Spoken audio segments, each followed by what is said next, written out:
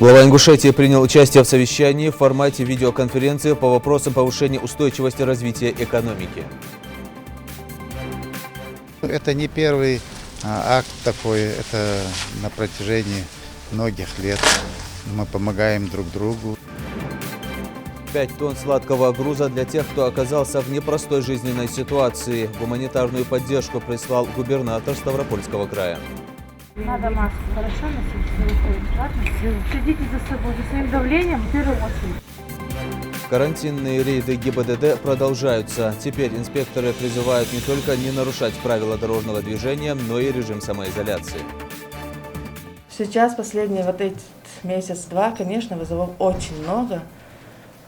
Прежде чем принять вызов и отправить бригаду, мы должны получить полную информацию о вызове. Работники скорой помощи принимают поздравления. Сегодня у них профессиональный праздник.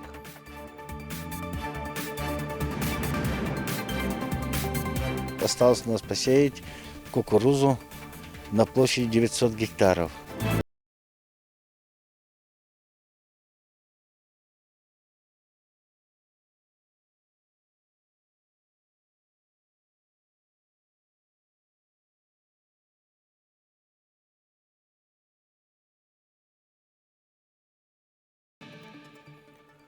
На телеканале «Ингушетия» время новостей. Здравствуйте. 6411 новых случаев заболевания коронавирусом выявлено в России за сутки. Число заболевших в стране уже превысило 93,5 тысяч человек. 867 скончались, выздоровели 8456. В Ингушетии, по данным Оперштаба, за минувшие сутки зафиксирована еще одна смерть от коронавируса. Их уже 19 человек и 43 новых случая заболевания. Теперь в этом списке 633 человека. За вчерашний день выписаны из больницы еще 5 человек. Всего их 102. Под наблюдением остаются 1242 человека. Владимир Путин выступил с очередным обращением к гражданам страны по поводу ситуации с коронавирусом. Президент сделал заявление перед майскими праздниками о самоизоляции и экономике в рамках совещания с главами регионов, членами Кабинета министров и руководителями ведомств. В режиме видеоконференц-связи в совещании президента участие принял глава Ингушетии Махмуд Али Калиматов. Федерации получили дополнительные полномочия определять перечень конкретных профилактических мер. Это позволило обеспечить гибкий подход, не подвергать людей по всей стране без всякого разбора шаблонным ограничениям, а вводить в каждом регионе, муниципалитете именно те меры безопасности, которые реально необходимы, соразмерны ситуации. Что нам уже удалось сделать? Мы сосредоточили и мобилизовали ресурсы нашей промышленности. Назову только несколько цифр. Они растут, обновляются постоянно. Так, аппаратов искусственной вентиляции легких в начале года выпускалось 60-70 единиц в месяц. В апреле больше 800. В мае будет 2500. Производство защитных масок увеличилось более чем в 10 раз. С 800 тысяч в сутки в начале года до 8,5 миллионов в апреле. В России с нуля было развернуто массовое производство целого ряда лекарственных препаратов, востребованных при лечении коронавирусной инфекции. Что касается тест-систем, то за март-апрель наша промышленность увеличила их выпуск в 9 раз.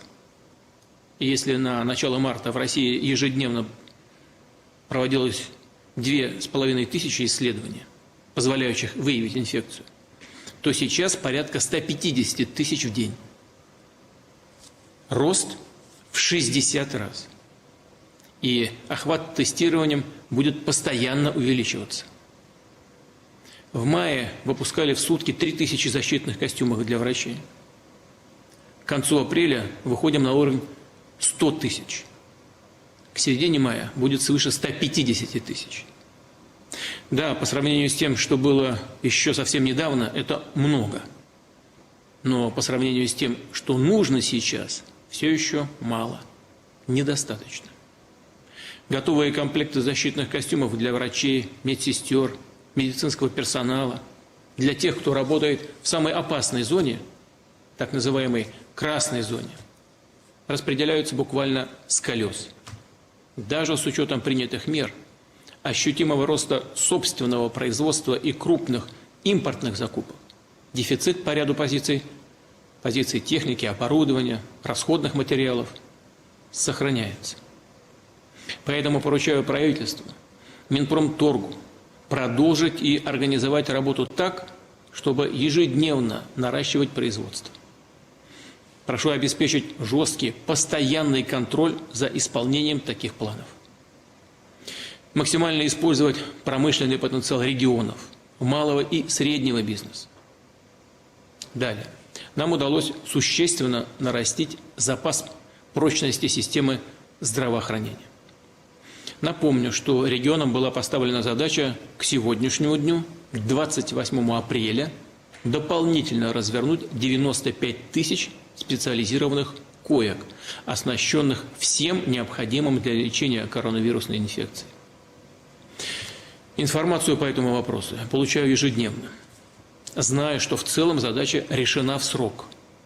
Развернуто даже 116 тысяч таких коек, то есть больше, чем изначально планировалось. Но это общая картина по стране. Важно, чтобы в каждом регионе была стопроцентная готовность бороться за каждую жизнь.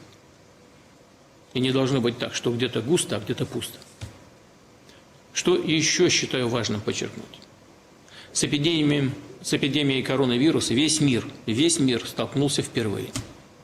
Но сейчас, благодаря работе ученых, врачей, мы знаем об этой опасной болезни гораздо больше, чем еще совсем недавно. А значит, у нас есть возможность более четко строить прогнозы, стратегию и тактику наших действий. Кроме того, и наш собственный зарубежный опыт, и собственный и зарубежный борьбы с эпидемией говорит о том, что решения, принятые вчера, уже завтра, послезавтра, могут быть недостаточными. Поэтому поручаю Минздраву вести непрерывный мониторинг обстановки и по стране, и в каждом субъекте федерации.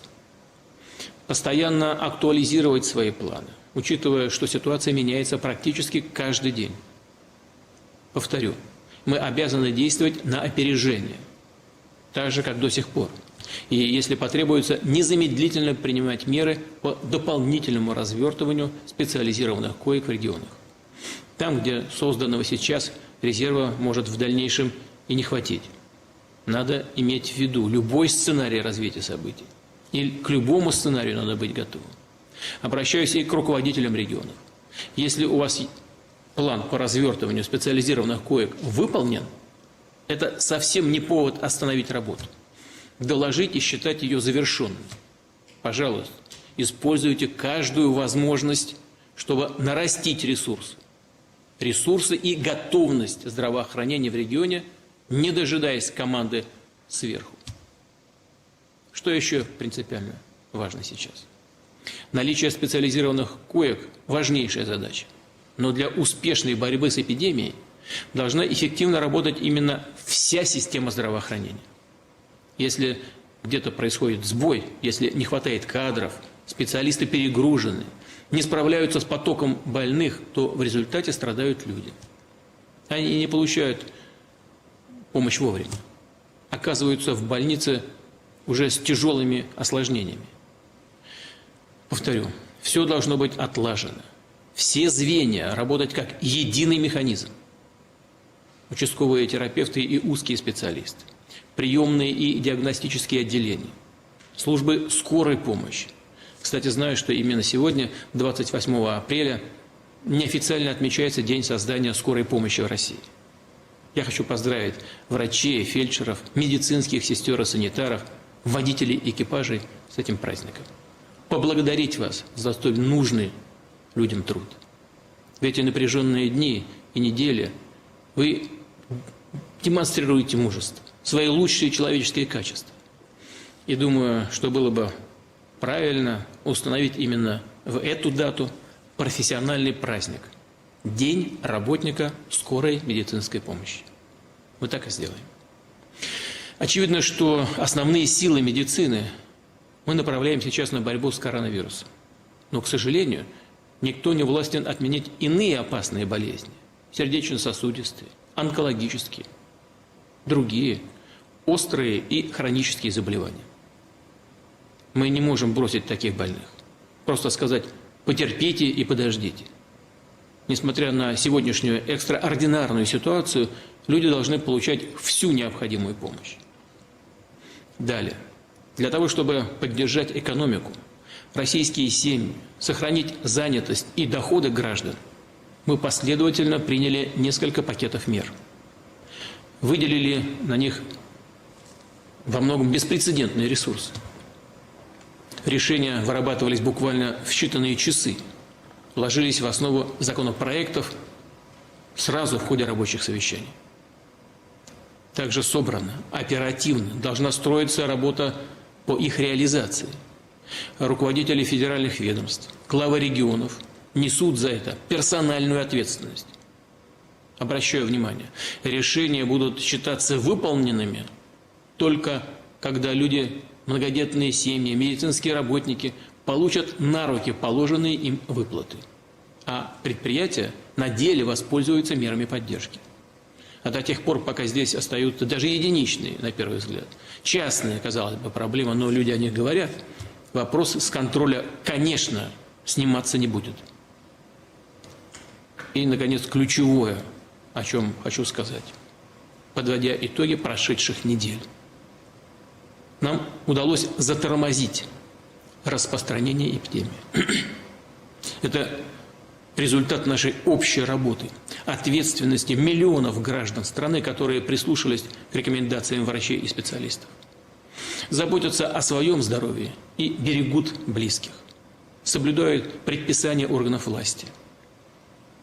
Ежедневное число новых случаев выявления болезни относительно стабилизировалось.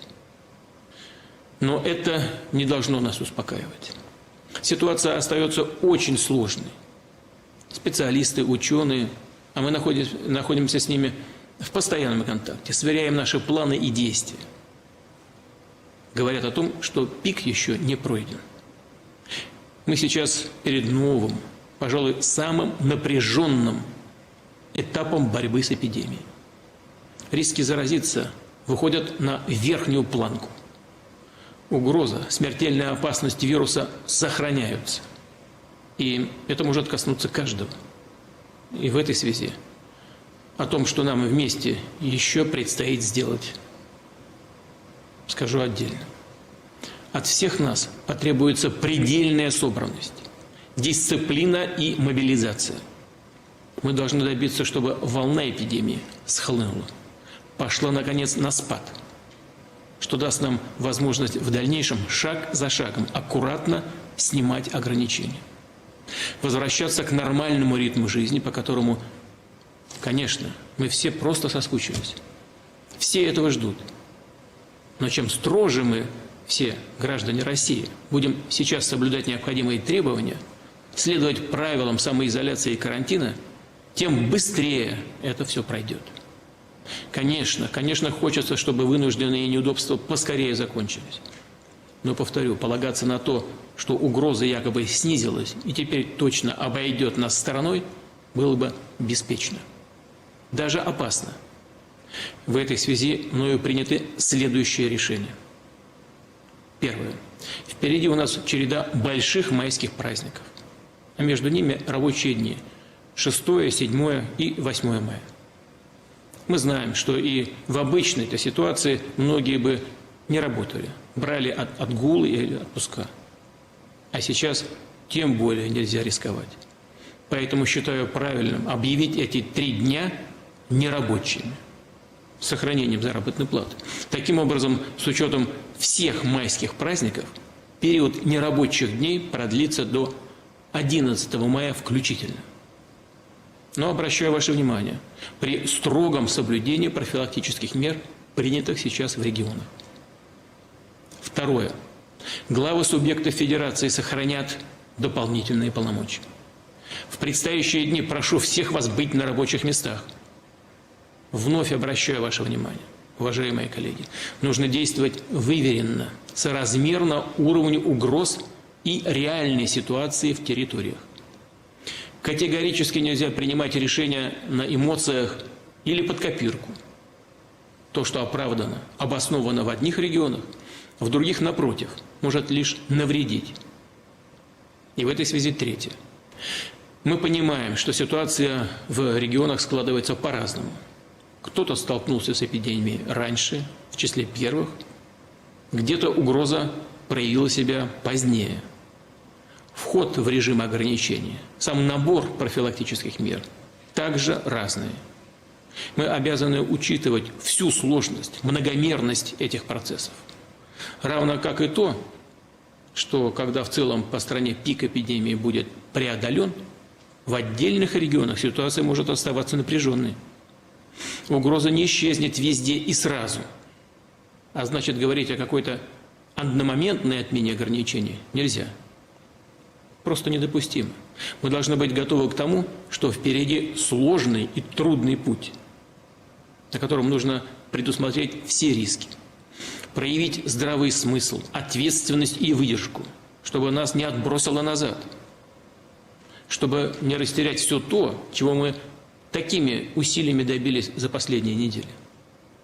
В этой связи поручаю правительству, Роспотребнадзору в контакте с рабочей группой Госсовета в течение недели, то есть к 5 мая, подготовить рекомендации, а именно критерии, параметры последовательных шагов поэтапного выхода, начиная с 12 мая, из режимов ограничений. Разумеется, в зависимости от текущей эпидемиологической ситуации и ее устойчивого прогноза. Обращаю внимание, такие рекомендации субъекты федерации должны получить заранее. Поэтому и обозначил срок 5 мая, чтобы у регионов затем была еще неделя на подготовку своих действий после 11 числа. При этом у них, как и прежде, должно сохраняться пространство для маневра, для гибких самостоятельных решений, для того, чтобы принимать их адекватно обстановке на местах, сверяясь с мнением специалистов. В каких-то регионах жесткий режим необходимо будет пока сохранить или даже усилить, а в каких-то, конечно, с учетом всех рисков, двигаться в сторону его смягчения. Имея в виду возможности для поэтапного снятия режима самоизоляции, для возобновления работы промышленных предприятий, компаний сферы услуг и торговли, строительства, сельского хозяйства, иных организаций и учреждений. Повторю, надо настроиться на то, что впереди сложный процесс, и он не такой быстрый, как бы нам этого хотелось. Но нельзя забегать вперед, рискуя откатиться назад. И, наконец, четвертое. Эпидемия сильно ударила по экономике, по бизнесу. С острейшими проблемами столкнулись многие индивидуальные предприниматели, самозанятые граждане. Небольшие компании, в том числе семейные предприятия, в развитие которых люди годами вкладывали свои силы, труд, сбережения, надежды. Мы обязаны их поддержать, дать им уверенность в будущем. Поэтому поручаю правительству уже в ближайшее время разработать новый, очередной пакет неотложных мер поддержки экономики и граждан. Но это не все.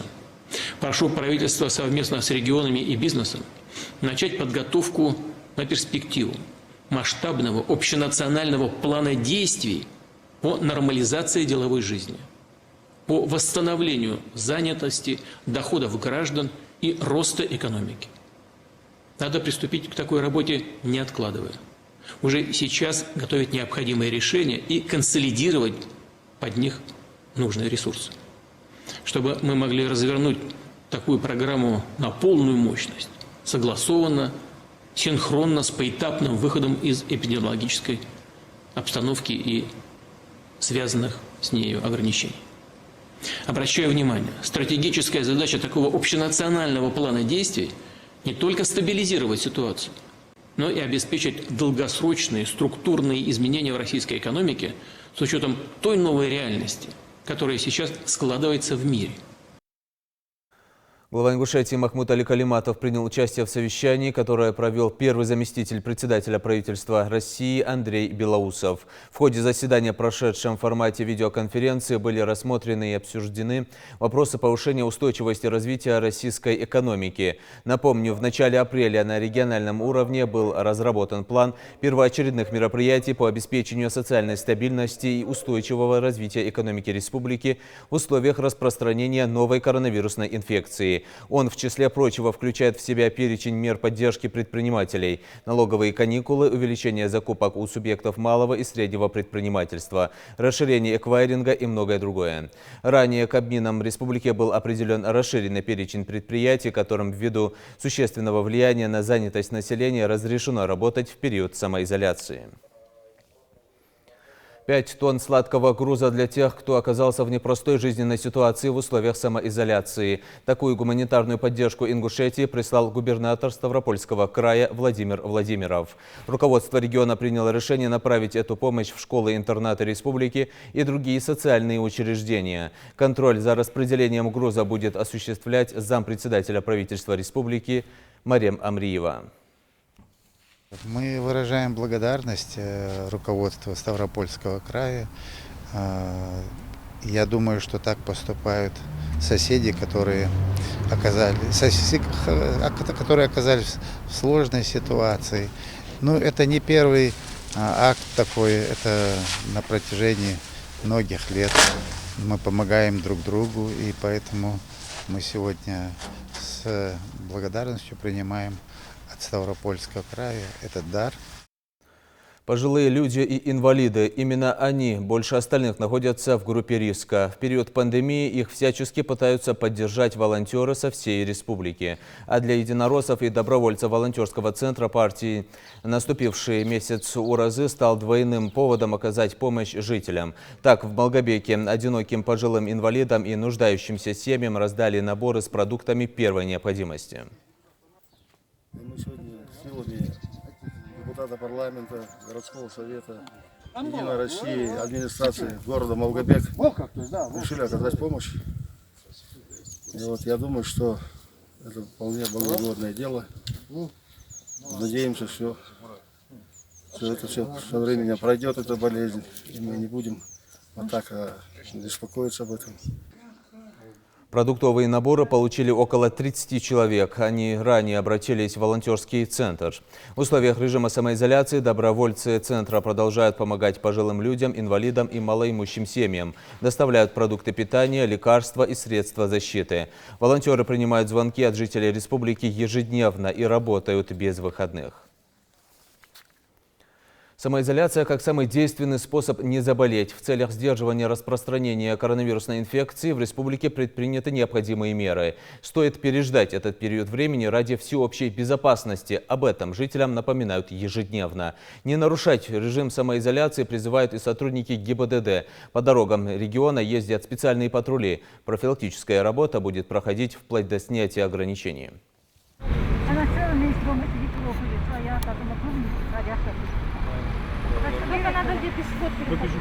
Один из способов остановить коронавирус – это остановить возможно носителей инфекции, уверены в региональном ГИБДД. С целью не допустить массового распространения болезней, госавтоинспекторы Ингушетии останавливают прохожих и проводят с ними профилактическую беседу.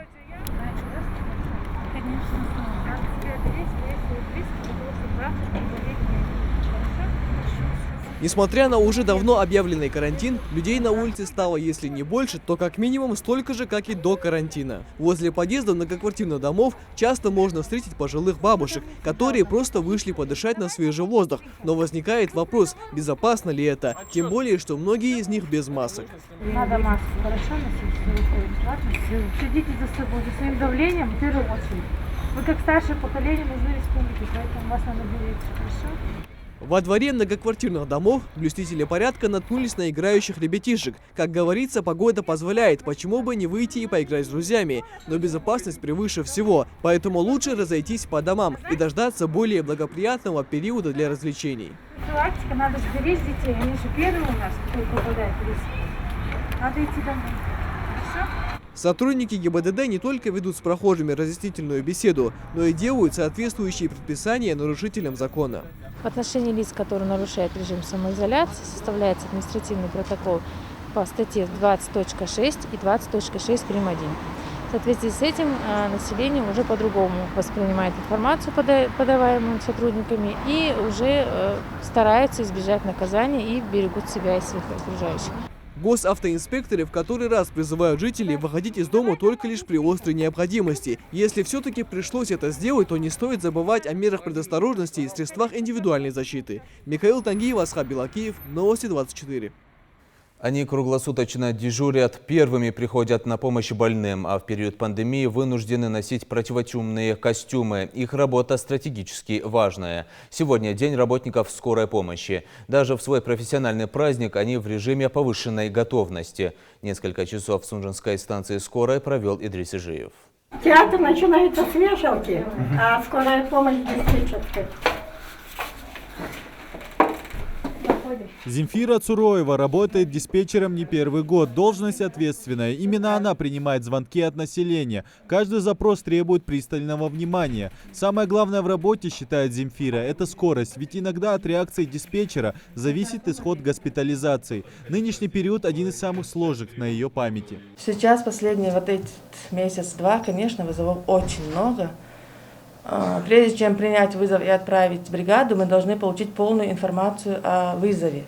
То есть должны получить точные ответы на 5 вопросов. Конечно, наши больные нервничают, обижаются, психуют, но бригада должна знать полную информацию насчет больного, куда они едут. В случае, если у нас вызов, конечно, с температурящим больному, особенно если температура несколько дней, особенно если больной не обследованный, если обследованный, подтвержденный пневмонии там, и так далее, разные там плюсы, минусы, мы предупреждаем бригаду, чтобы они были в полной экипировке, то есть они должны одеть противочумные костюмы и все, что к нему прилагается. Бригада получает карту и выезжает на вызов. Вызов принят. Команда, не теряя ни минуты, снаряжается и направляется на стоянку. Быстрый разворот и скорая уже в пути. На этот раз на подготовку ушло всего 3 минуты.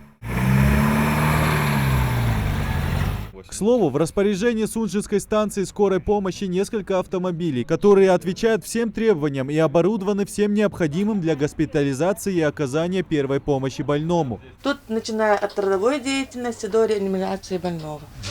Тут и даже, можно сказать, самая наша гордость – это кварцевание, ИВЛ-аппараты. Они прямо вот каждая машина, и вот дозатор шприц. У больного при госпитализации вы здесь что-нибудь проводите или вы доставляете? Конечно, мы всех больных вот с подозрением, вот стоит ИВЛ-аппарат. Подключаем мы, вот открывается кислород. У нас все машины снабжены кислородом. Со всем, чем надо, подключаем кислород. И вот через кислород больного везем, уже доставляем в необходимые больницы. Работа доведена почти до автоматизма, особенно в эти дни, когда вызовов стало на порядок больше. Период пандемии один из самых сложных именно для врачей скорой помощи, ведь с распространением заболеваемости нагрузка на медработников увеличивается в несколько раз. При наличии заболевания отказ от госпитализации, при тяжелых ситуациях, когда уже нет возможности дома лечить. Ну, это все решимые проблемы в плане того, что просто нужно тратить больше времени с пациентами. А длительность самого вызова, она увеличивается. Конечно, это накладно для скорой, потому что вызовов больше на сегодняшний день. Время затрачивается на каждый вызов гораздо больше. Даже в свой профессиональный праздник работники скорой помощи на посту. Вот они, настоящие герои, которые спасают жизни каждый день. Идрис Ижиев, Асхаб Белакиев, Новости 24. Жителям Ингушетии предлагают принять участие во всероссийской акции «Подвиг села», посвященной Году памяти и славы. Организатор акции – Российский союз сельской молодежи. Акция проходит в сети интернет. Участники публикуют в соцсетях фотографии себя и своих родственников, которые во времена Великой Отечественной войны трудились в тылу в сельской местности, а также помогали восстанавливать страну в послевоенное время. Публикации должны включать описание истории родственника, а также что делать сам участник акции для развития своей родины. Конкурс продлится до 31 июля. Пандемия не повлияла на работу аграриев республики. Они трудятся на полях ради будущего урожая. Весенняя посевная кампания началась по плану. Коррективы в эту работу может внести разве что погода. О полевых работах в ГУПе имени Серго Орджоникидзе сюжет Хавы Гагиевой.